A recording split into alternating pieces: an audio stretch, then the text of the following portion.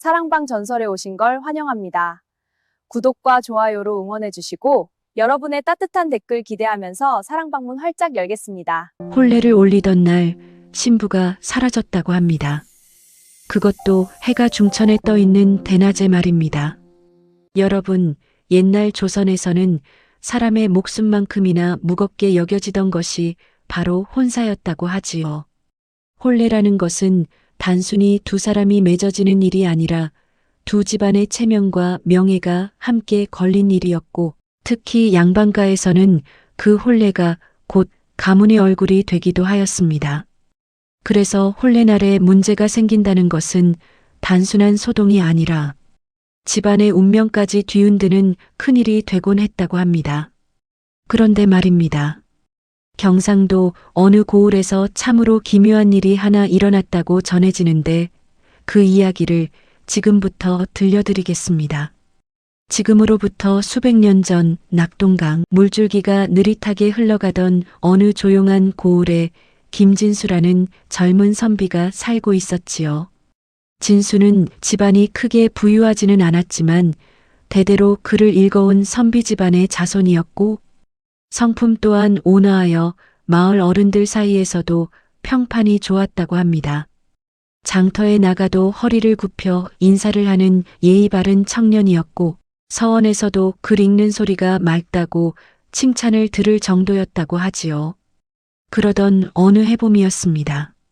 마침내 진수에게도 혼사가 들어오게 되었는데 상대는 같은 고을에 사는 이참봉댁 규수 이연아라는 처녀였다고 합니다. 연아는 얼굴이 고울 뿐 아니라 글도 읽을 줄 알고 바느질 솜씨도 뛰어나 마을에서 소문난 규수였고 부모에게 효심이 깊어 동네 어른들 사이에서도 칭찬이 자자했다고 하지요. 그래서였을까요? 두 집안 모두 이 혼사를 크게 기뻐하였고 마을 사람들 역시 오래간만에 열리는 큰 혼례라며 들뜬 분위기였다고 합니다. 그리고 드디어 혼례날이 다가왔습니다. 그날 아침 마을은 새벽부터 분주하게 움직이고 있었지요. 김진수의 집 마당에는 커다란 혼례상이 차려지고 있었고 부엌에서는 떡을 찌는 김이 하얗게 피어오르고 있었습니다. 장터에서는 술과 과일이 계속 들어오고 있었고 마을 아이들까지도 이날만큼은 신이 나서 집집마다 뛰어다니며 구경을 했다고 하지요.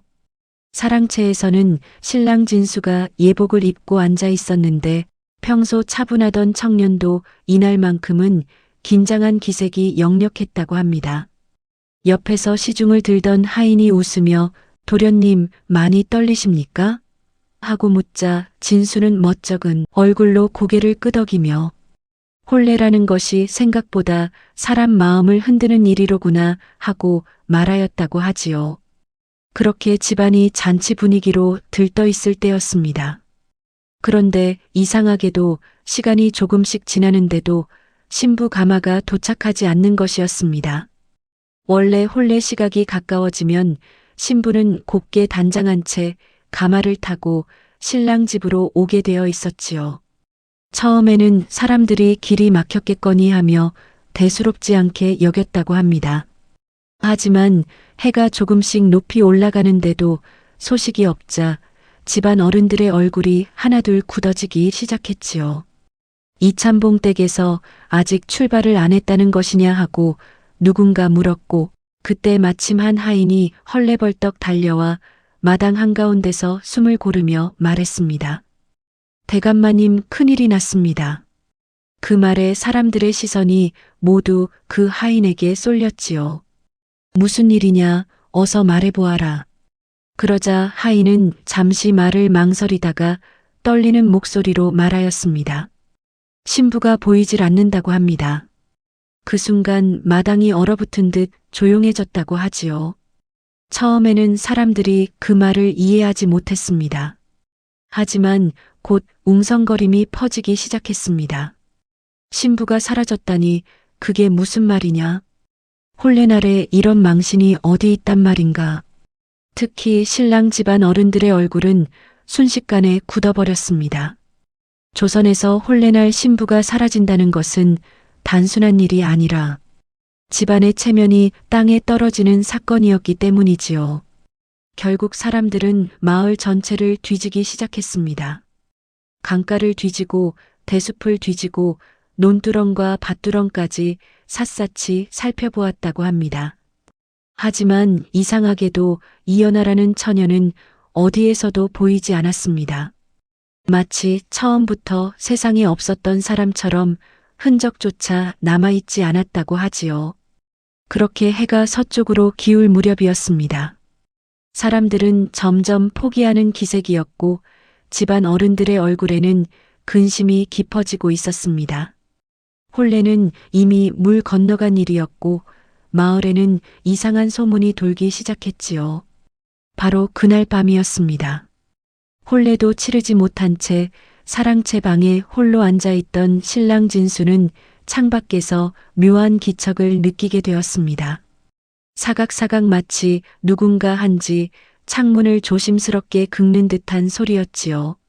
진수는 처음에는 바람이겠거니 하고 넘기려 했습니다.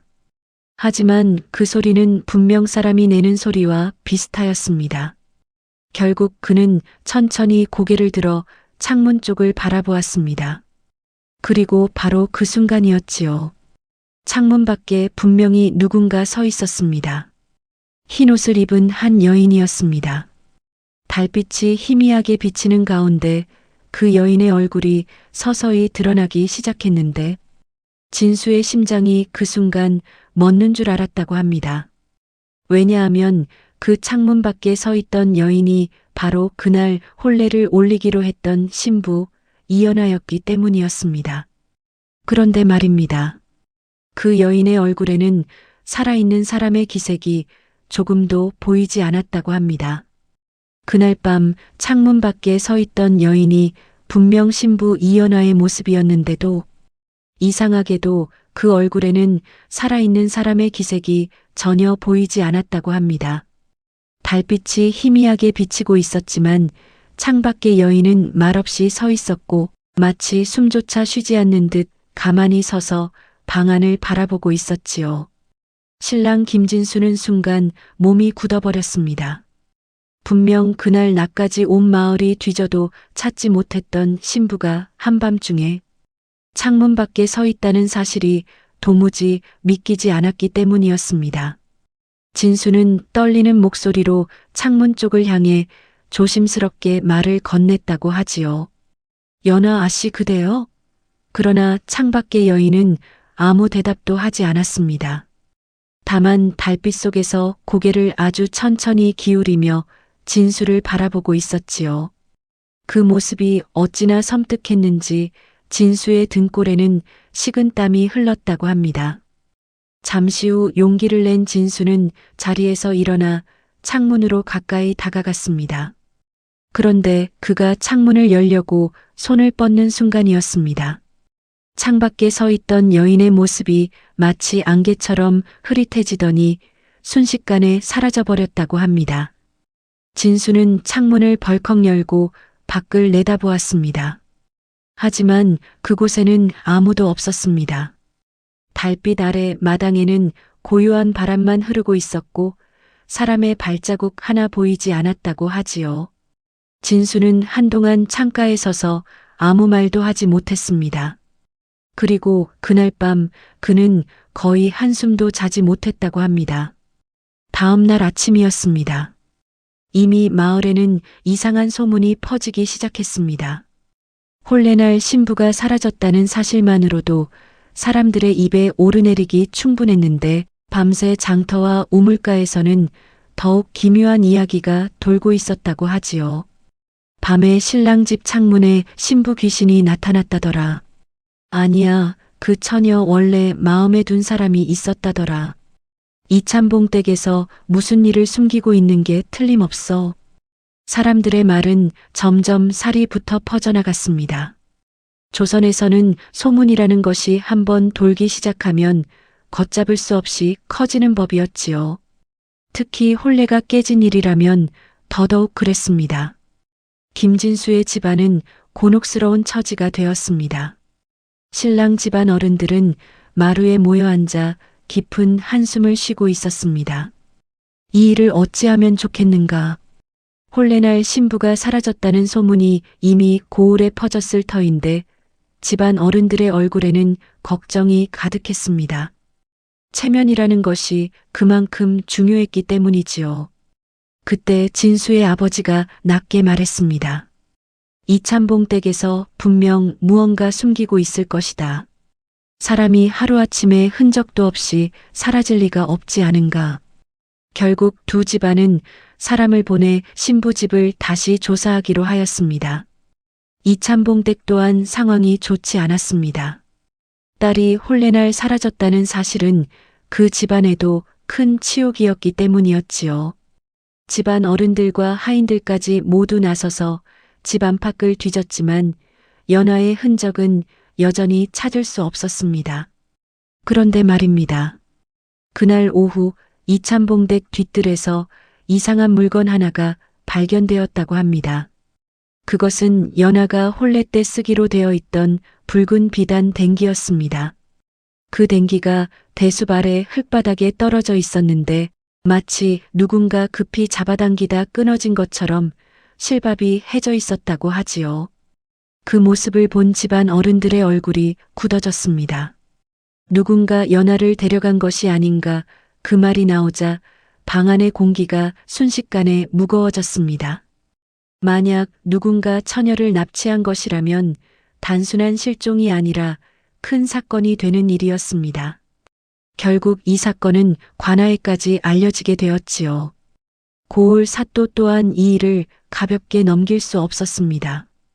양반과 홀레날 신부가 사라졌다는 사건은 그 자체로도 큰 소동이었기 때문입니다. 사또는 곧 포졸들을 불러 명령했습니다. 마을과 산길을 모두 뒤져라. 처녀의 행방을 반드시 찾아내어라. 그렇게 관아까지 움직이게 되면서 고을 전체가 뒤숭숭해지기 시작했습니다.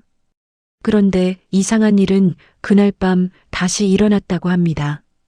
신랑 김진수의 방 창문에서 또다시 그 여인이 나타났기 때문이었습니다. 이번에는 더 가까이서 말입니다. 그날 밤이었습니다.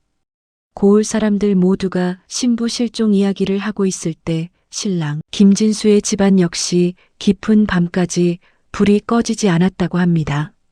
사랑채에서는 집안 어른들이 낮게 목소리를 주고받고 있었고 안채에서는 하인들이 괜히 문단속을 몇 번씩 확인하고 있었지요.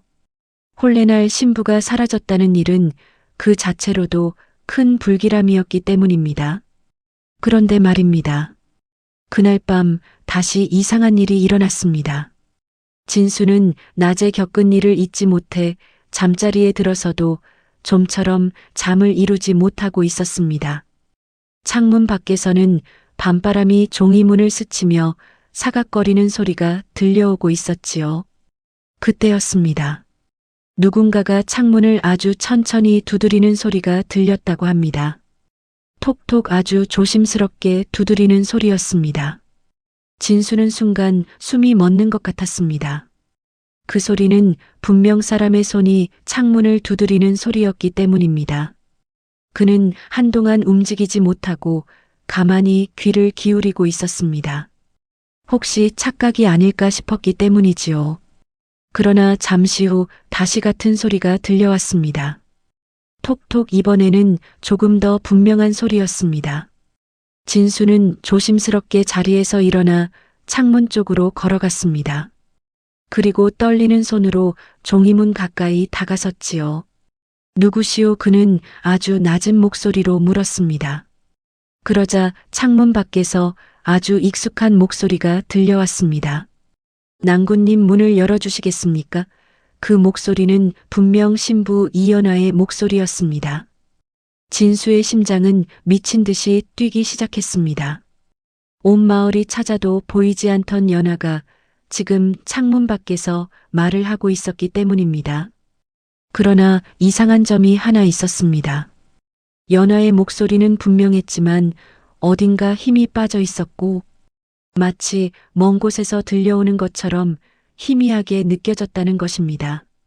진수는 잠시 망설였습니다. 낮에 창문 밖에서 보았던 그 기묘한 모습이 머릿속을 스쳤기 때문입니다. 그러나 결국 그는 창문을 조금 열었습니다. 달빛이 방 안으로 스며들었습니다. 그리고 창문 밖에는 분명히 신부 이연아가 서 있었습니다.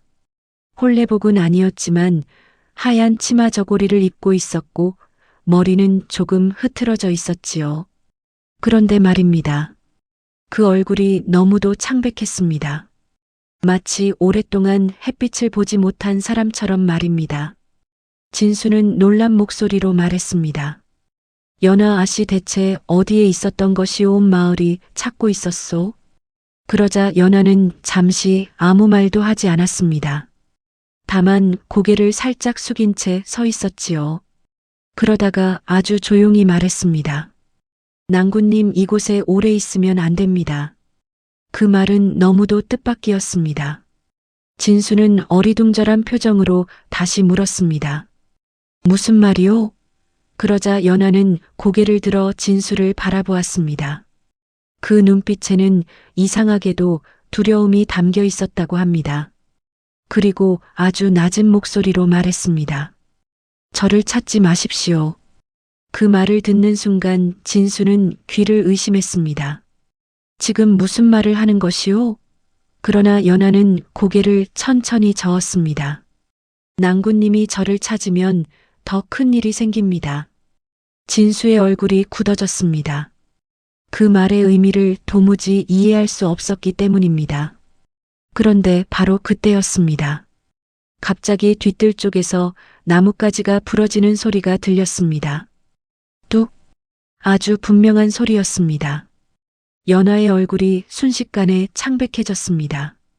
그녀는 뒤를 돌아보더니 급히 말했습니다. 이제 가야 합니다. 그리고는 진수를 다시 바라보며 마지막 말을 남겼다고 합니다. 낭군님 절대 관아에 맡기지 마십시오. 그 말을 남긴 뒤 연아는 뒤뜰 어둠 속으로 사라졌습니다. 진수는 급히 밖으로 뛰어나갔습니다. 하지만 대문 밖에도 대숲 쪽에도 그 어디에도 연아의 모습은 보이지 않았습니다. 마치 처음부터 아무도 없었던 것처럼 말입니다. 그런데 다음날 아침이 되자 더 놀라운 일이 벌어졌습니다. 관아에서 포졸들이 찾아온 것입니다. 사또가 직접 이 사건을 조사하겠다고 나섰기 때문이었습니다. 그리고 그들이 가져온 소식은 온 집안을 얼어붙게 만들었습니다. 어젯밤 마을 밖 개울가에서 여인의 신발 한 짝이 발견되었다는 것이었습니다. 그것이 바로 신부 이연아의 것이었다고 합니다. 다음 날 아침이 밝자 김진수의 집안은 그야말로 뒤집힌 듯 술렁거렸다고 합니다. 관아에서 포졸들이 들이닥친 것도 큰일이었지만 그들이 가져온 소식이 너무도 심상치 않았기 때문이었습니다. 마을 밖 개울가에서 발견된 여인의 신발 한 짝이 바로 이연아의 것이라는 말이 퍼지자 집안 어른들의 얼굴이 순식간에 굳어졌습니다. 포졸 중 하나가 신발을 마루 위에 올려놓았는데 붉은 비단으로 장식된 그 신발은 분명 혼례 때 신부가 신기로 되어 있던 것과 같은 것이었지요. 김진수는 그 신발을 바라보며 한동안 아무 말도 하지 못했다고 합니다. 분명 어젯밤 창문 밖에서 연아를 보았는데 어찌하여 그 신발이 개울가에서 발견되었단 말인가 하는 생각 때문이었습니다. 그때 포졸이 낮은 목소리로 말을 꺼냈습니다. 사또 나리께서 두 집안 어른을 관아로 모셔오라 하셨습니다. 그 말에 집안의 공기가 더욱 무거워졌습니다. 혼례 문제로 관아까지 불려가는 일은 체면이 크게 상하는 일이었기 때문이지요. 그러나 이미 일이 이 지경이 되었으니 거부할 수도 없는 노릇이었습니다. 그날 낮 무렵 김진수의 아버지 김대감과 신부의 아버지 이찬봉은 관아 마루에 마주 앉게 되었습니다. 사또는 두 사람을 번갈아 바라보며 한참 말이 없었습니다. 그러다가 마침내 입을 열었지요. 이 사건에는 아직 드러나지 않은 사연이 있는 듯하오. 그의 말은 조용했지만 방 안의 공기를 단번에 얼어붙게 만들었습니다. 사또는 포졸이 가져온 신발을 가리키며 다시 말했습니다. 처녀의 신발이 개울가에서 발견되었다는 것은 두 가지 가능성을 말해주오. 하나는 스스로 달아났다는 것이고 다른 하나는 누군가에게 끌려갔다는 것이지. 그 말을 듣는 순간 이참봉의 얼굴이 잠시 굳어졌습니다. 그 작은 변화는 사또의 눈을 피하지 못했지요. 사또는 천천히 말을 이었습니다. 그런데 말입니다. 고을 장터에서는 이미 다른 이야기가 돌고 있소. 김대감과 이참봉은 동시에 고개를 들었습니다. 사또는 한동안 두 사람을 바라보다가 낮게 말했습니다. 연하 아씨에게 원래 마음에 둔 사람이 있었다는 소문이 있더이다. 그 말이 떨어지는 순간 방 안이 조용해졌습니다. 김대감은 놀란 눈으로 이참봉을 바라보았습니다. 그러나 이참봉은 아무 말도 하지 못한 채 시선을 피하고 있었지요. 사또의 눈빛이 조금 날카로워졌습니다. 이참봉, 그 소문이 사실이요? 잠시 침묵이 흐른 뒤 이참봉이 힘없이 입을 열었습니다. 그저 어린 시절 장난 같은 일이었습니다. 그러나 사또는 고개를 저었습니다. 장난이라 하기에는 이야기가 꽤 구체적이요. 그러면서 포졸에게 눈짓을 했습니다. 포졸 하나가 앞으로 나와 말했습니다. 장터에서 알아본 바로는 연하 아씨가 몇 해 전 서당 훈장의 아들과 가까이 지냈다는 말이 있었습니다. 그 이름은 박도연이었습니다. 가난한 집안이었지만 글재주가 뛰어나 장차 과거에 나갈 인물이라는 평을 듣던 젊은 선비였지요. 그런데 어느 날 갑자기 그가 고을을 떠났다는 이야기도 함께 전해졌습니다. 김진수는 그 말을 듣는 순간 마음이 어지러워졌습니다. 연하에게 그런 사연이 있었다는 이야기는 한 번도 들은 적이 없었기 때문입니다. 사또는 잠시 생각에 잠겼다가 다시 말했습니다. 혼례가 너무 급히 치러졌다는 이야기도 있더이다. 그 말에 이번에는 김대감이 고개를 들었습니다. 사실 혼례가 급하게 진행된 것은 맞았습니다. 두 집안이 혼사를 정한 뒤 불과 한 달도 지나지 않아 날짜가 잡혔기 때문입니다. 그러나 그 이유는 단순히 길일이 맞았기 때문이라고만 들었지요. 사또는 천천히 말을 이어갔습니다. 혹시 그 젊은 선비 때문이 아니었소? 이참봉의 손이 미세하게 떨렸습니다. 그는 한동안 아무 말도 하지 못하다가 결국 고개를 숙였습니다. 그리고 아주 낮은 목소리로 말했습니다. 그 아이가 돌아올까 두려웠습니다. 그 말은 모든 것을 설명해 주는 듯 했습니다. 연하와 박도연 사이에 어떤 사연이 있었고 그것이 혼사를 서둘러 진행하게 만든 이유였다는 뜻이었지요. 그러나 사또는 여전히 고개를 갸웃했습니다. 하지만 그것만으로 처녀가 사라진 이유가 설명되지는 않소. 바로 그때였습니다. 관아 마당에서 갑자기 소란이 일어났습니다. 포졸 하나가 급히 뛰어들어와 숨을 헐떡이며 말했습니다.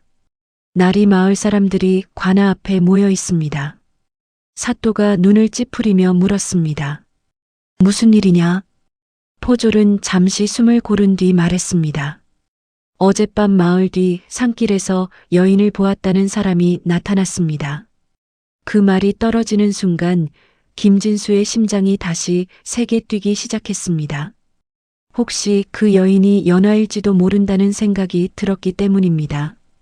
관아 앞이 소란스러워진 것은 그리 오래되지 않았다고 합니다. 마을 사람 몇이 헐레벌떡 달려와 포졸들에게 무언가를 이야기하고 있었는데 그 표정들이 하나같이 놀라움과 두려움이 섞여 있었다고 하지요. 사또가 마루에서 일어나 밖으로 나가자 사람들은 곧바로 길을 비켜 섰습니다. 그리고 한 사내가 앞으로 나와 고개를 깊이 숙였습니다. 그는 산 아래에서 나무를 하며 살던 나무꾼이었습니다. 사또가 낮은 목소리로 물었습니다. 무슨 일을 보았느냐? 그러자 나무꾼은 잠시 숨을 고르더니 떨리는 목소리로 말을 꺼냈습니다. 어젯밤 산길을 내려오다가 여인을 보았습니다.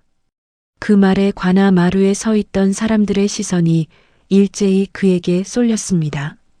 나무꾼은 계속해서 말했습니다. 달빛이 밝아서 얼굴까지는 잘 보이지 않았습니다만 옷차림이 혼례집 처녀 같았습니다. 그 말을 듣는 순간 김진수의 심장이 크게 뛰었습니다.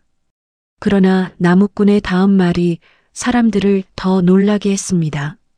그 여인은 혼자 걷고 있었는데 이상하게도 산 위쪽으로 올라가고 있었습니다.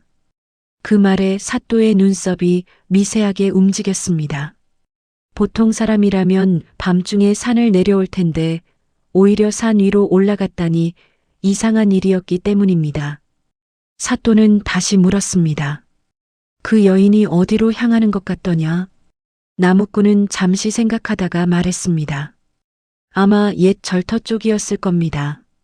그 말을 듣는 순간 몇몇 마을 사람들의 얼굴이 굳었습니다. 그 산에는 오래전에 폐허가 된 절터가 하나 있었는데 사람들은 그곳을 꺼리는 편이었기 때문입니다. 오래전 전란 때 불에 타버린 절이었고 그 뒤로는 밤마다 이상한 소리가 들린다는 이야기가 돌고 있었지요. 사또는 잠시 생각에 잠겼다가 포졸들을 향해 명령했습니다. 등불을 준비하라. 지금 산으로 올라간다. 그 말에 마당이 다시 분주해졌습니다. 포졸들이 급히 횃불과 창을 챙기고 있었고 몇몇 마을 사람들도 두려움 반 호기심 반으로 뒤를 따르려 하고 있었습니다. 김진수 또한 가만히 있을 수 없었습니다. 그는 조심스럽게 사또에게 말했습니다. 나리, 저도 함께 가겠습니다. 사또는 잠시 그를 바라보았습니다. 그대가 가면 마음이 더 흔들릴 터인데 괜찮겠소? 진수는 고개를 깊이 숙였습니다. 연하 아씨의 일이라면 제가 직접 확인해야 하겠습니다.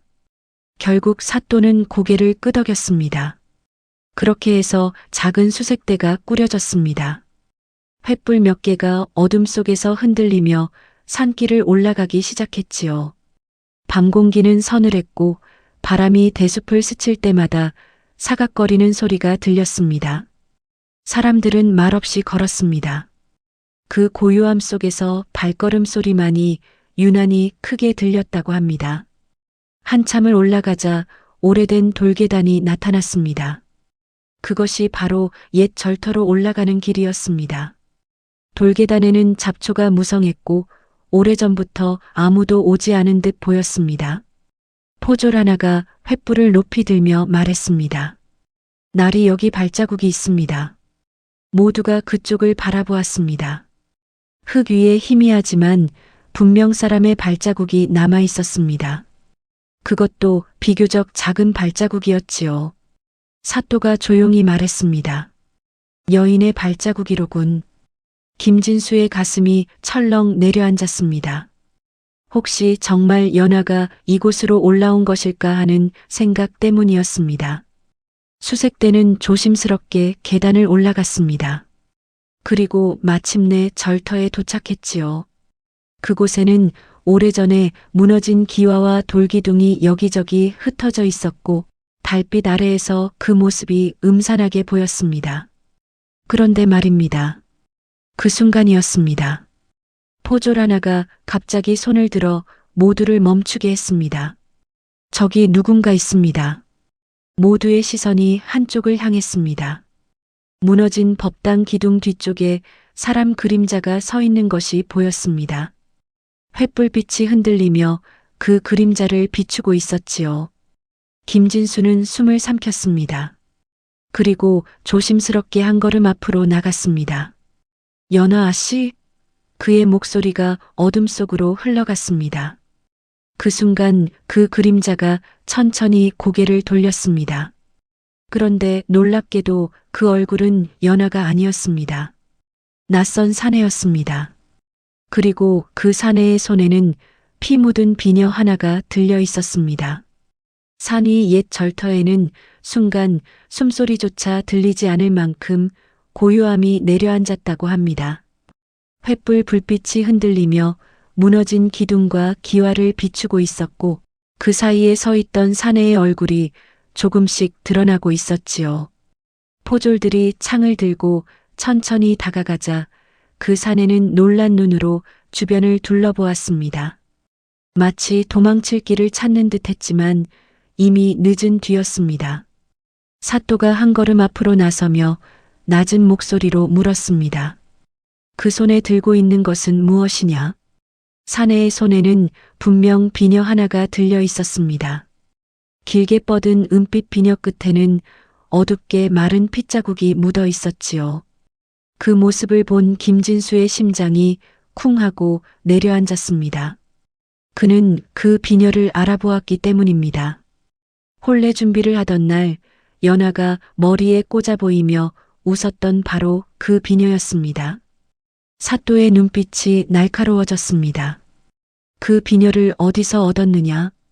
사내는 잠시 입을 다물고 있다가 떨리는 목소리로 말했습니다. 주었습니다. 그러나 그 말은 너무도 어색하게 들렸습니다. 사또는 고개를 살짝 기울이며 다시 물었습니다. 이 밤중에 산 위 절터까지 올라와서 주었다는 말이냐? 사내는 더 이상 말을 잇지 못했습니다. 포졸 둘이 그를 붙잡아 무릎을 꿇게 했습니다. 횃불 불빛이 그의 얼굴을 비추자 그제야 사람들이 그의 모습을 제대로 볼 수 있었지요. 그는 젊은 사내였습니다. 그러나 옷차림이 평범한 나무꾼이나 장정과는 조금 달랐습니다. 낡긴 했지만 분명 선비의 도포 차림이었습니다. 그 모습을 본 사또가 조용히 물었습니다. 이름이 무엇이냐? 잠시 후 사내가 힘없이 대답했습니다. 박도연이라 합니다. 그 이름이 나오자 김진수의 얼굴이 굳어졌습니다. 바로 그 이름이었습니다. 관아에서 이야기로만 들었던 바로 그 사람 말입니다. 연하와 가까이 지냈다는 그 젊은 선비 말이지요. 마루에 서 있던 마을 사람들 사이에서도 술렁임이 일어났습니다. 몇몇은 서로 얼굴을 바라보며 고개를 끄덕이고 있었습니다. 사또는 그 반응을 잠시 지켜보다가 천천히 말했습니다. 고을을 떠났다는 선비가 어찌하여 이 산에 있는 것이냐? 도연은 고개를 숙인 채 아무 말도 하지 않았습니다. 그러나 그의 손에 들려있던 비녀가 모든 시선을 끌고 있었습니다. 사또가 다시 물었습니다. 그 비녀의 주인이 누구인지 알고 있느냐? 도연의 어깨가 미세하게 떨렸습니다. 그는 한동안 침묵하다가 겨우 입을 열었습니다. 알고 있습니다. 누구냐? 그 질문에 도연은 천천히 고개를 들었습니다. 그의 눈빛에는 깊은 슬픔이 담겨 있었다고 합니다. 연하 아씨의 것입니다. 그 말을 듣는 순간 김진수의 숨이 멎는 듯 했습니다. 사또가 다시 물었습니다.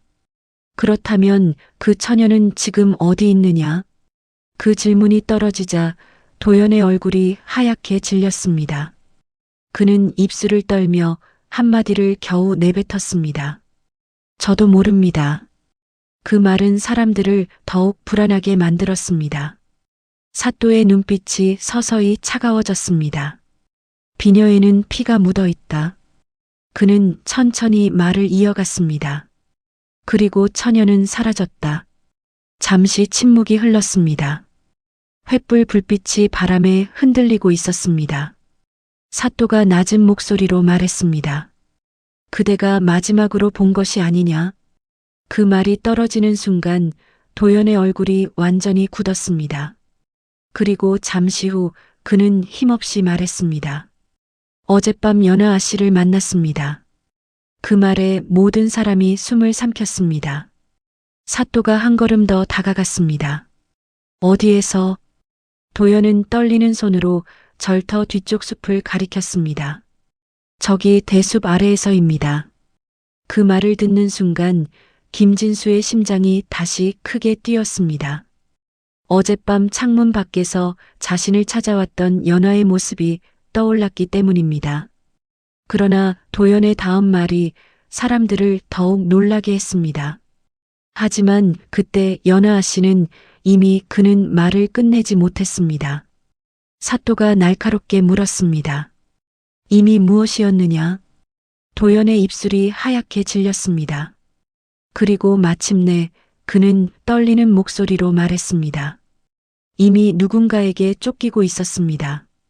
절터에 모여있던 사람들의 시선이 모두 박도연에게 쏠려 있었습니다. 사또의 질문이 떨어진 뒤에도 한동안 아무 말이 이어지지 않았지요. 바람이 폐허가 된 법당 사이를 스치며 낮게 울고 있었고 횃불 불빛은 그 바람에 흔들리고 있었습니다. 김진수는 가슴이 세게 뛰는 것을 느끼며 박도연을 바라보고 있었습니다. 연하가 누군가에게 쫓기고 있었다는 말이 머릿속에서 계속 맴돌고 있었기 때문입니다. 사또가 다시 조용히 입을 열었습니다. 누가 그 처녀를 쫓고 있었느냐? 그 질문에 박도연은 쉽게 대답하지 못했습니다. 그의 시선은 바닥에 떨어진 돌조각 위를 헤매고 있었고 손에 쥔 비녀는 계속 미세하게 떨리고 있었습니다.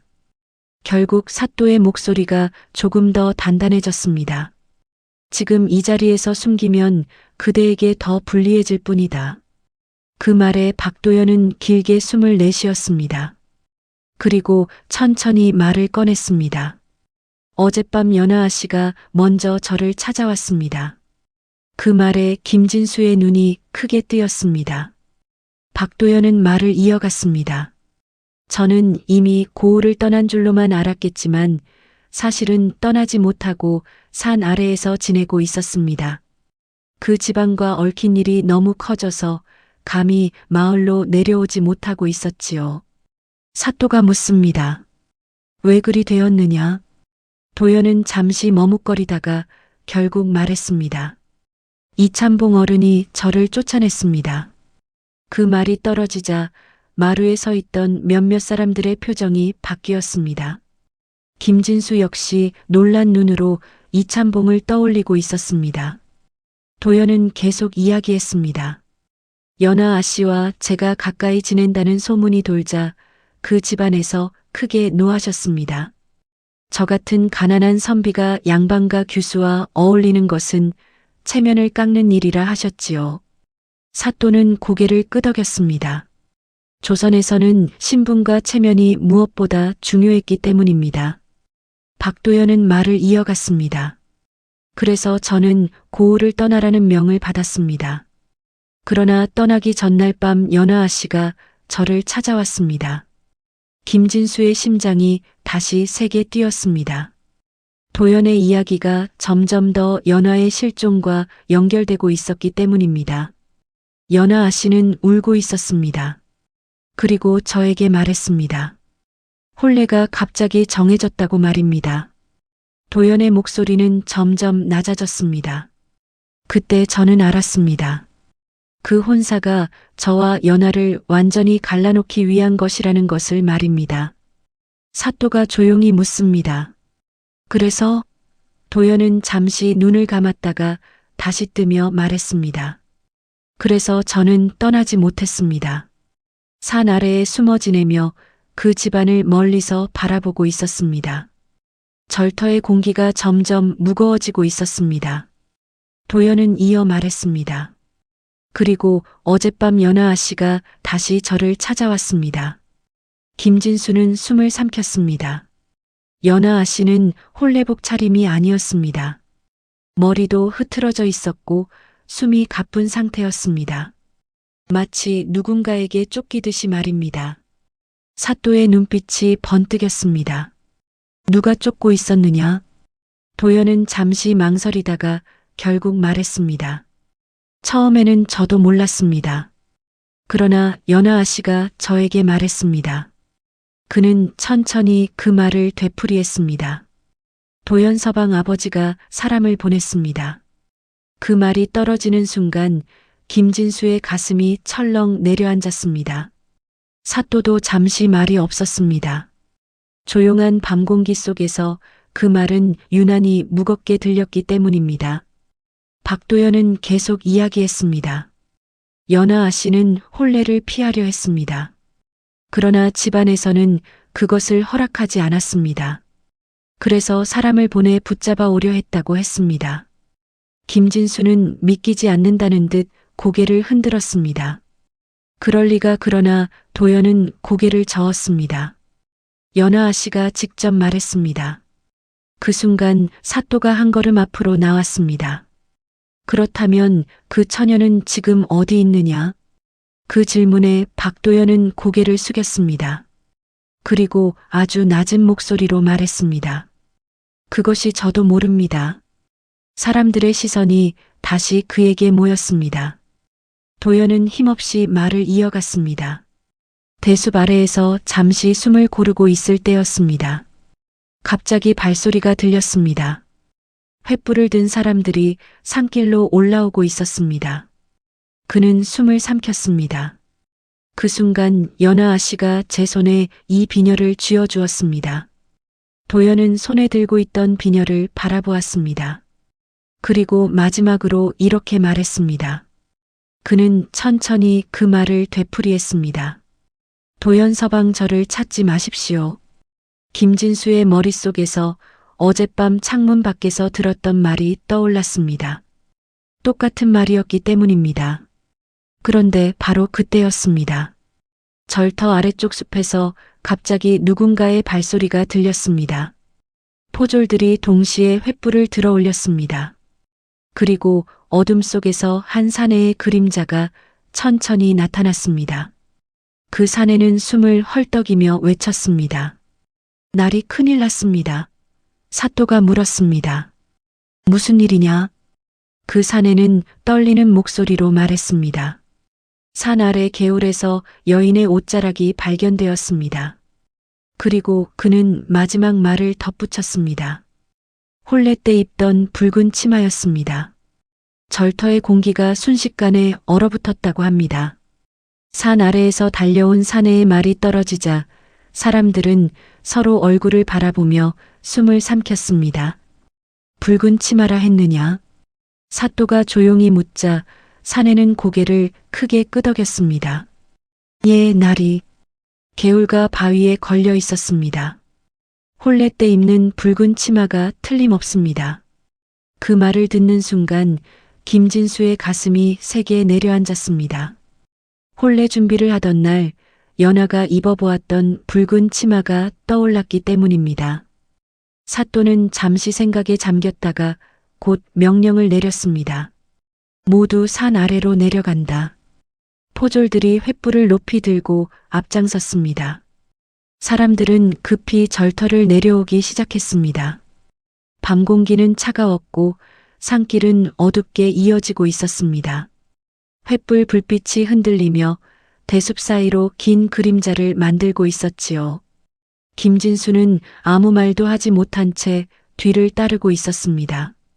그의 머릿속에는 어젯밤 창문 밖에서 연하를 보았던 장면이 계속 떠오르고 있었습니다.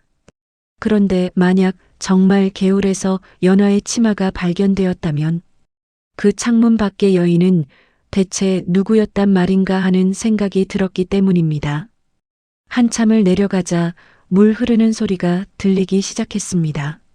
산 아래 작은 개울이었습니다. 포졸 하나가 횃불을 바위 쪽으로 비추었습니다.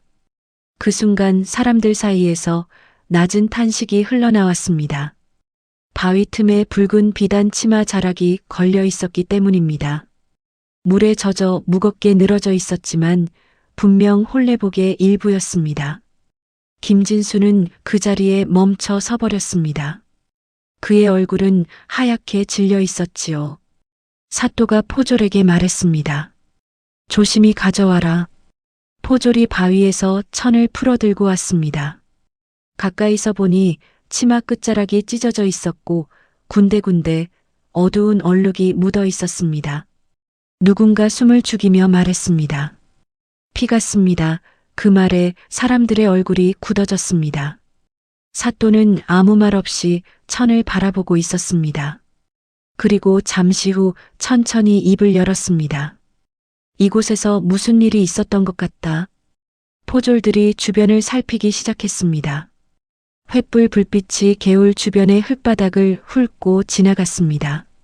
잠시 후 한 포졸이 외쳤습니다. 나리, 여기 발자국이 있습니다. 모두가 그쪽으로 몰려갔습니다. 개울과 흙 위에는 발자국이 여러 개 찍혀 있었습니다. 그중 하나는 분명 작은 여인의 발자국이었고 나머지는 장정의 것이었습니다. 사또의 눈빛이 날카로워졌습니다. 여인을 쫓아온 자들이 있었군. 그 말을 듣는 순간 김진수의 머릿속에 박도연의 말이 떠올랐습니다. 연하가 누군가에게 쫓기고 있었다는 이야기 말입니다. 그런데 그때였습니다. 포졸 하나가 다시 소리쳤습니다. 나리, 이쪽도 보십시오. 이번에는 개울 아래쪽이었습니다. 횃불을 가까이 비추자 바위 옆에 작은 물건 하나가 떨어져 있는 것이 보였습니다. 그것은 여인의 신발이었습니다. 그리고 놀랍게도 그 신발은 어젯밤 관아에 가져왔던 것과 한 쌍이었습니다. 사또는 잠시 말이 없었습니다. 모든 조각들이 조금씩 맞춰지고 있었기 때문입니다. 여인은 산에서 내려왔고 개울에서 누군가에게 붙잡혔으며 그 과정에서 치마가 찢어지고 신발이 떨어졌을 가능성이 컸습니다.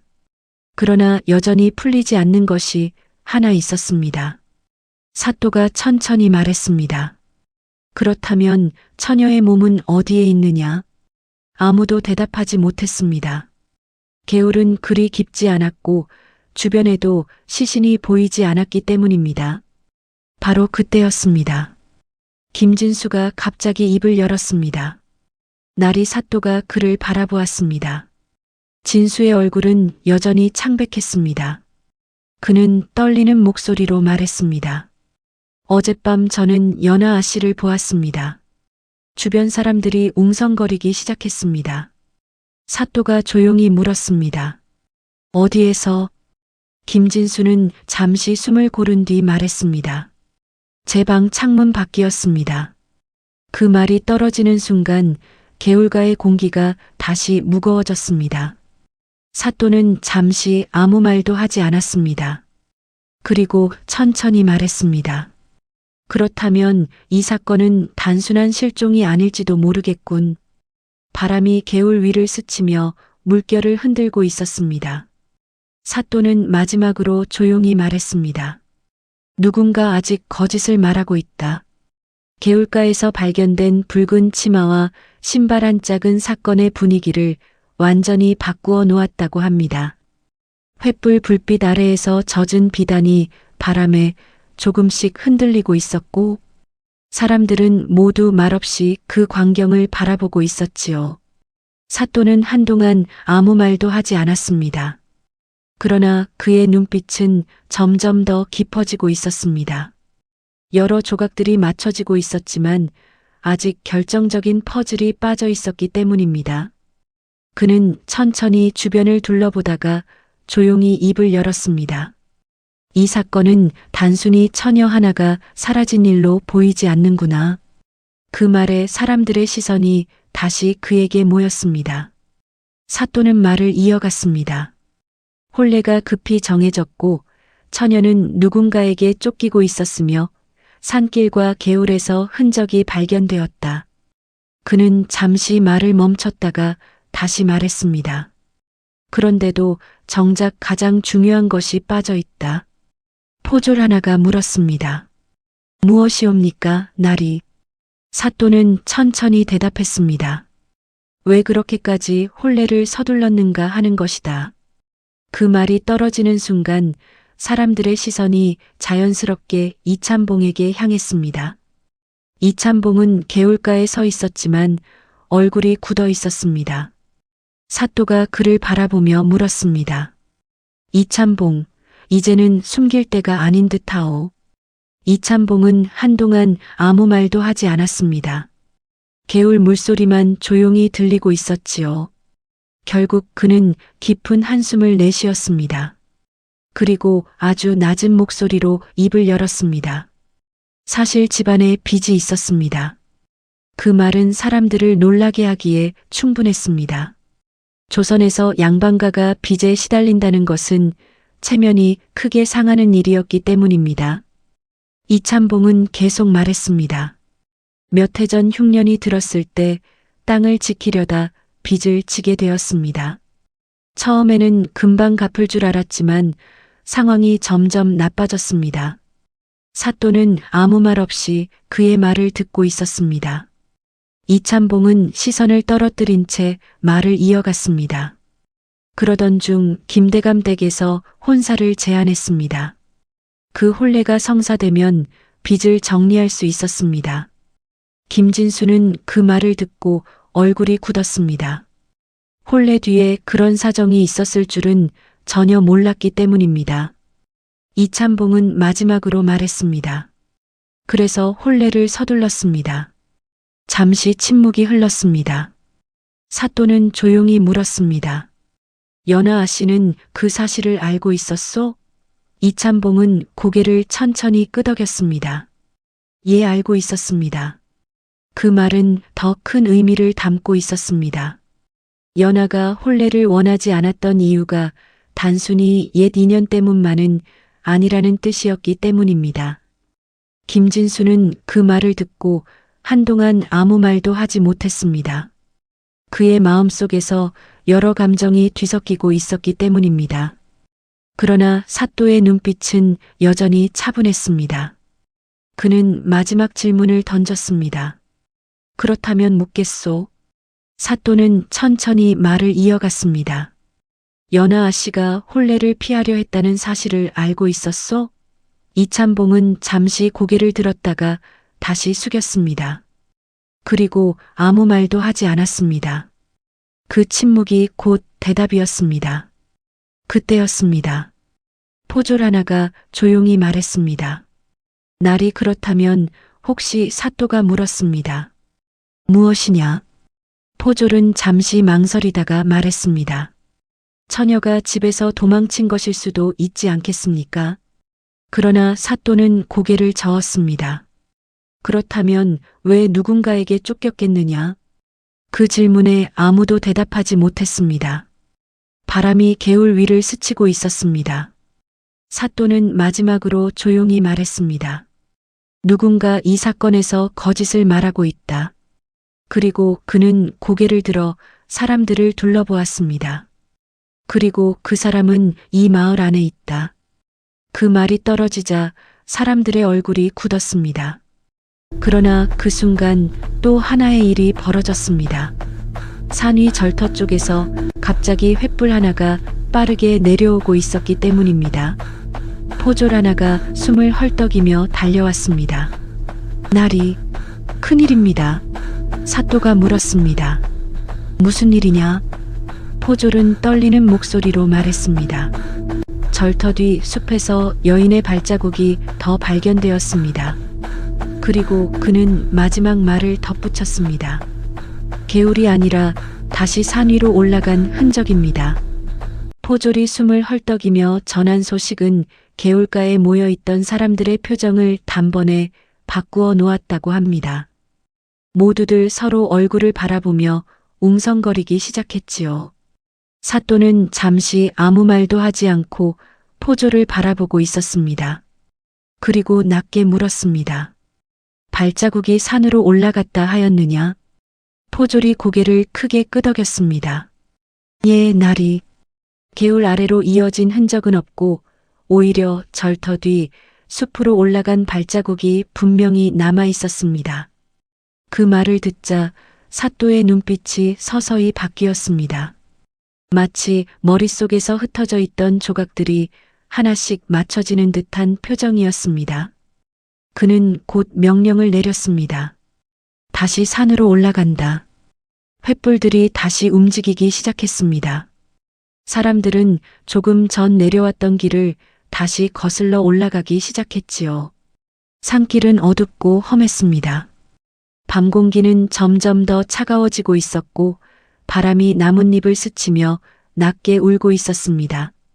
김진수는 사람들 사이에서 말없이 걷고 있었습니다. 그의 머릿속에는 수많은 생각이 떠올랐다 사라지고 있었습니다. 연아가 정말 살아있는 것인지, 어젯밤 자신이 본 것이 사람인지 귀신인지, 그리고 왜 그녀가 산으로 다시 올라갔는지 아무것도 알 수 없었기 때문입니다. 그렇게 한참을 올라가자 다시 절터가 보이기 시작했습니다. 낮에는 그저 버려진 절처럼 보이던 곳이었지만 밤에는 묘하게 음산한 기운이 감돌고 있었지요. 포졸 하나가 숲속을 가리켰습니다. 바로 저쪽입니다. 횃불들이 그 방향으로 움직였습니다. 숲바닥의 흙에는 분명 발자국이 찍혀 있었습니다. 작은 여인의 발자국이었습니다. 그리고 그 발자국은 숲 안쪽으로 이어지고 있었습니다. 사또가 조용히 말했습니다. 혼자 올라온 것이 아니다. 모두가 놀란 눈으로 그를 바라보았습니다. 사또는 바닥을 가리켰습니다. 여기 보아라. 자세히 보니 발자국 옆에 또 다른 발자국이 있었습니다. 그것은 장정의 것이었습니다. 사람들의 얼굴이 굳었습니다. 김진수의 심장은 갑자기 세게 뛰기 시작했습니다. 사또가 낮게 말했습니다. 처녀는 누군가를 만나러 이곳에 왔다. 그 말은 새로운 가능성을 뜻하고 있었습니다. 바로 그때였습니다. 숲 깊은 곳에서 바람이 한번 크게 불었습니다. 횃불 불빛이 흔들렸습니다. 그리고 그 순간 포졸 하나가 낮게 외쳤습니다. 날이 저기 보십시오. 사람들의 시선이 동시에 그 방향으로 향했습니다. 숲 안쪽 나무 사이에 무엇인가 걸려 있었습니다. 포졸이 조심스럽게 다가가 횃불을 비추었습니다. 그 순간 사람들 사이에서 작은 탄식이 흘러나왔습니다. 나뭇가지에 연화의 비녀가 걸려 있었기 때문입니다. 그것은 분명 며칠 전 관아에 가져왔던 것과 같은 모양이었습니다. 은으로 만든 작은 봉황 장식이 달린 비녀였습니다. 사또가 조용히 말했습니다. 누군가 급히 지나가며 떨어뜨린 모양이군. 그런데 그때 김진수가 갑자기 앞으로 나섰습니다. 그는 떨리는 손으로 비녀를 바라보고 있었습니다. 그리고 낮은 목소리로 말했습니다. 나리 사또가 그를 바라보았습니다. 김진수는 잠시 말을 잇지 못하다가 겨우 입을 열었습니다. 이 비녀는 연아 씨가 늘 소중히 여기던 것입니다. 사또가 물었습니다. 그렇다면 왜 여기 떨어져 있겠느냐? 김진수는 대답하지 못했습니다. 바로 그때였습니다. 숲 안쪽에서 갑자기 무언가가 움직이는 소리가 들렸습니다. 포졸들이 동시에 칼자루를 잡았습니다. 누구냐? 한 포졸이 크게 외쳤습니다. 그러나 대답은 들리지 않았습니다. 대신 나뭇가지가 흔들리는 소리만 들렸습니다. 사또가 조용히 말했습니다. 횃불을 더 가져와라.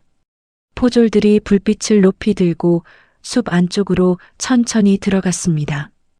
그리고 몇 걸음 더 들어간 순간 그들은 동시에 멈춰 섰습니다. 그곳에는 분명 사람이 서 있었습니다. 흰 옷을 입은 여인이었습니다. 바람에 긴 머리가 흔들리고 있었습니다. 김진수의 숨이 멎을 듯 멈추었습니다. 그는 떨리는 목소리로 중얼거렸습니다. 연아 씨? 그러나 그 여인은 아무 말도 하지 않았습니다. 그저 조용히 그들을 바라보고 있었을 뿐이었습니다. 숲속에서 바람이 한번 크게 불었다고 합니다. 나뭇잎이 서로 부딪히며 낮은 소리를 냈고 횃불 불빛은 그 바람에 흔들리며 길게 그림자를 만들고 있었지요. 사람들은 모두 숨을 죽인 채 그 여인을 바라보고 있었습니다. 흰 옷을 입은 여인은 나무들 사이에 조용히 서 있었습니다. 얼굴은 반쯤 그림자에 가려 있었지만 분명 여인의 모습이었습니다. 김진수의 가슴이 세게 뛰기 시작했습니다. 그는 자신도 모르게 한 걸음 앞으로 나갔습니다. 연아 아씨 떨리는 목소리가 숲속에 퍼졌습니다. 그러나 여인은 아무 대답도 하지 않았습니다. 그저 가만히 서서 사람들을 바라보고 있었지요. 사또가 조용히 손을 들었습니다. 포졸들이 움직이려다 멈추었습니다. 사또는 낮은 목소리로 말했습니다. 성급히 다가가지 마라. 그리고 천천히 앞으로 걸어나갔습니다. 횃불 불빛이 조금 더 가까워지자 여인의 얼굴이 서서히 드러났습니다. 그 순간 김진수의 눈이 크게 흔들렸습니다. 분명 연하였습니다. 그러나 어딘가 달라 보였습니다. 얼굴은 창백했고 눈빛은 마치 먼 곳을 바라보는 것처럼 흐릿했습니다. 사또가 조용히 말을 걸었습니다. 연하 씨가 맞소? 잠시 침묵이 흐른 뒤 여인의 입술이 천천히 움직였습니다. 예날이 아주 작은 목소리였습니다. 그러나 분명 살아있는 사람의 목소리였습니다. 사람들 사이에서 놀란 숨소리가 흘러나왔습니다. 김진수는 그 자리에 서서 말을 잇지 못하고 있었습니다. 사또가 다시 물었습니다. 그대는 왜 이 밤 숲속에 있는 것이오? 연하는 잠시 눈을 감았습니다. 그리고 천천히 말했습니다. 피하려 했습니다. 그 말에 사람들의 얼굴이 굳었습니다. 사또가 조용히 되물었습니다. 누구를 피하려 했소? 연하는 대답하지 않았습니다. 대신 고개를 천천히 돌려 사람들 뒤쪽을 바라보았습니다. 그 시선이 향한 곳에는 마을 사람들과 몇몇 양반들이 서 있었습니다. 그 중에는 김대감도 있었습니다. 순간 김대감의 얼굴이 미묘하게 굳어졌습니다. 사또의 눈빛이 번뜩였습니다. 그는 그 장면을 놓치지 않았기 때문입니다. 사또가 낮게 물었습니다. 혹시 김대감과 관련된 일인가? 그 말이 떨어지는 순간 연하의 눈이 흔들렸습니다. 그리고 그녀의 입에서 낮은 말이 흘러나왔습니다. 저는 팔려갈 뻔했습니다. 사람들 사이에서 큰 술렁임이 일어났습니다. 김진수는 그 말을 듣고 믿기지 않는다는 듯 연하를 바라보았습니다. 사또가 천천히 물었습니다. 홀레가 그런 이유였소? 연하는 천천히 고개를 끄덕였습니다. 아버지의 빚을 갚기 위해 저는 김대감 댁으로 보내질 예정이었습니다. 그 말은 사람들을 완전히 놀라게 하기에 충분했습니다. 조선의 홀레가 단순한 집안의 결합이 아니라 거래였다는 사실이 드러난 순간이었기 때문입니다. 사또의 얼굴이 굳어졌습니다. 그는 천천히 김대감을 바라보았습니다. 그 말이 사실이요? 김대감은 잠시 아무 말도 하지 않았습니다. 그리고 낮게 웃었습니다. 홀레라는 것이 원래 그런 것 아니겠소? 그 말은 마치 아무 일도 아니라는 듯한 태도였습니다. 사람들의 얼굴이 굳어졌습니다. 그러나 사또는 그 말을 듣고도 표정을 바꾸지 않았습니다. 대신 조용히 물었습니다. 그렇다면 묻겠소? 그의 목소리는 낮았지만 차갑게 울렸습니다. 연하 씨를 쫓던 사람들은 누구였소? 그 순간 숲속의 공기가 다시 무거워졌습니다. 김대감은 잠시 사또를 바라보다가 고개를 살짝 기울였습니다. 그리고 아무렇지 않은 듯 말했습니다. 도망친 신부를 데려오려 했을 뿐이요. 그 말이 떨어지는 순간 연하의 얼굴이 창백해졌습니다. 그녀는 갑자기 뒤로 한 걸음 물러섰습니다. 그리고 떨리는 목소리로 말했습니다. 그들이 저를 잡으려 했습니다. 사또가 낮게 말했습니다. 그리고 그 과정에서 피가 났다 이 말이군. 연하는 고개를 끄덕였습니다. 그러나 바로 그때였습니다. 숲속 어딘가에서 갑자기 또 다른 발자국 소리가 들렸습니다. 사람들은 동시에 그쪽을 바라보았습니다. 어둠 속에서 한 사람이 천천히 걸어 나오고 있었습니다. 그 얼굴이 횃불 불빛에 드러난 순간 사람들은 숨을 멈췄습니다. 그 사람은 바로 박도연이었습니다. 숲속에서 나타난 사람의 얼굴이 횃불 불빛에 비쳤을 때 사람들은 모두 숨을 삼켰다고 합니다. 그곳에 서 있는 사람은 바로 박도현이었습니다. 김진수는 믿기지 않는다는 듯 그를 바라보고 있었지요. 사또 역시 잠시 아무 말도 하지 않았습니다. 박도연은 천천히 앞으로 걸어 나왔습니다. 그의 얼굴에는 피로가 묻어 있었고 옷자락에는 흙이 묻어 있었습니다. 마치 오래도록 산을 헤매고 있었던 사람처럼 보였습니다. 사또가 먼저 입을 열었습니다. 박도연. 그의 목소리는 조용했지만 숲속에 또렷하게 울렸습니다. 그대는 왜 이곳에 있는 것이냐? 박도연은 잠시 아무 말도 하지 않았습니다. 그는 먼저 연하를 바라보았습니다. 연하 역시 그를 바라보고 있었지요. 두 사람 사이에는 오래된 사연이 흐르고 있는 듯 했습니다. 잠시 후 박도연이 조용히 말했습니다. 제가 연하를 데려가려 했습니다. 그 말은 사람들 사이에 큰 파문을 일으켰습니다. 김진수의 얼굴이 굳었습니다. 사또는 눈을 가늘게 뜨며 물었습니다. 데려가려 했다 하였느냐? 박도연은 고개를 끄덕였습니다. 예, 나리. 그리고 그는 천천히 말을 이어갔습니다. 연하는 원하지 않는 혼례를 앞두고 있었습니다. 그래서 제가 도망칠 길을 마련했습니다. 사람들 사이에서 웅성거림이 커졌습니다. 사또는 잠시 생각하다가 물었습니다. 그렇다면 혼례날 밤 연하 씨는 그대와 함께 도망치려 했다는 말이로군. 박도연은 고개를 숙였습니다. 그렇습니다. 연하는 그 말을 듣고 눈을 감았습니다. 마치 오래 숨겨왔던 사실이 드디어 드러난 것처럼 보였습니다. 사또는 천천히 고개를 끄덕였습니다. 그래서 산으로 올라온 것이로군. 박도연은 다시 말했습니다. 그러나 일이 그렇게 되지 않았습니다. 사또의 눈빛이 날카로워졌습니다. 무슨 일이 있었느냐? 박도연은 잠시 숨을 고른 뒤 말했습니다. 김대감 댁 사람들이 우리를 쫓아왔습니다.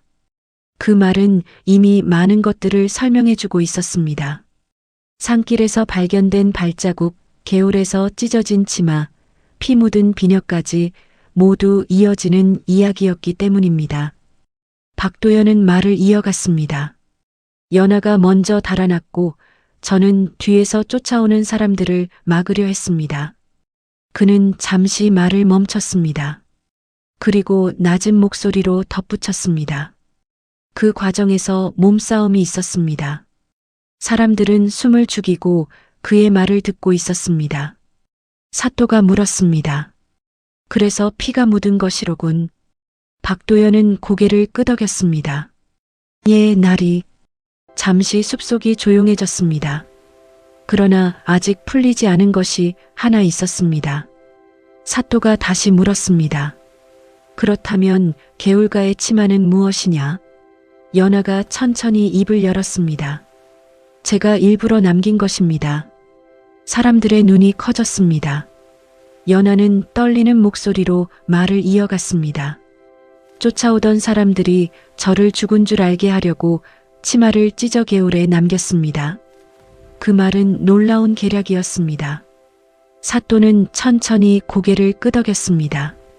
그래서 흔적이 그곳에서 끊겼던 것이로군. 연하는 다시 말을 이어갔습니다. 그리고 저는 다시 산으로 올라왔습니다. 그 말을 듣고 김진수는 조용히 눈을 감았습니다. 이제 모든 퍼즐이 맞춰지고 있었기 때문입니다. 사또는 마지막으로 김대감을 바라보았습니다. 이제 모든 것이 밝혀진 듯하오. 그의 목소리는 조용했지만 단호했습니다. 빚을 핑계로 여인을 억지로 혼례에 들이려 했고 도망치자 사람을 보내 쫓게 했소. 김대감의 얼굴이 굳었습니다. 그는 잠시 아무 말도 하지 않았습니다. 숲속에는 바람소리만 흐르고 있었습니다. 잠시 후 사또가 포졸들에게 말했습니다. 김대감을 관하로 데려가라. 포졸들이 움직이기 시작했습니다. 사람들은 조용히 그 장면을 바라보고 있었습니다. 긴 밤이 조금씩 끝나가고 있었습니다. 김진수는 천천히 연하를 바라보았습니다. 연하 역시 그를 바라보았습니다. 두 사람 사이에는 말로 설명하기 어려운 감정이 흐르고 있었습니다. 그러나 그날 밤 사람들 사이에서 가장 오래 남은 이야기는 이것이었다고 합니다. 홀레날 사라졌던 신부는 귀신이 아니라 자신의 운명을 스스로 바꾸려 했던 한 여인의 선택이었다는 이야기 말입니다.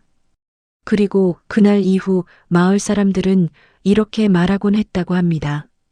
그 혼례는 끝내 이루어지지 않았지만 연하는 결국 자신의 길을 찾았다고. 오늘 들려드린 이야기는 여기까지입니다. 조선의 밤 산속에서 벌어진 이 기묘한 사건, 여러분은 어떻게 보셨습니까? 만약 여러분이 그 자리에 있었다면 연하의 선택을 이해하셨을까요? 아니면 다른 길을 택하셨을까요? 여러분의 생각을 댓글로 남겨주시면 다음 이야기에서 함께 나누어 보겠습니다.